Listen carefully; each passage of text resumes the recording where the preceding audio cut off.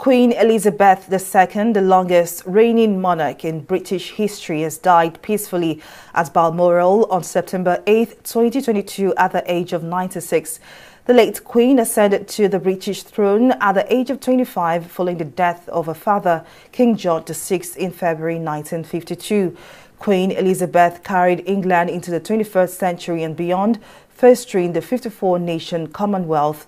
During her years as Queen, she worked with 15 Prime Ministers, including Winston Churchill, Margaret Thatcher, Tony Blair, Boris Johnson, and had met with newly appointed Liz Truss to determine a path for England. The Queen spoke of serious fatigue after she contracted COVID-19 in February, despite aides downplaying her illness even after vaccination. Queen Elizabeth Alexander Mary Windsor II, who reigned for 70 years, celebrated a Platinum Jubilee on February 6, 2022.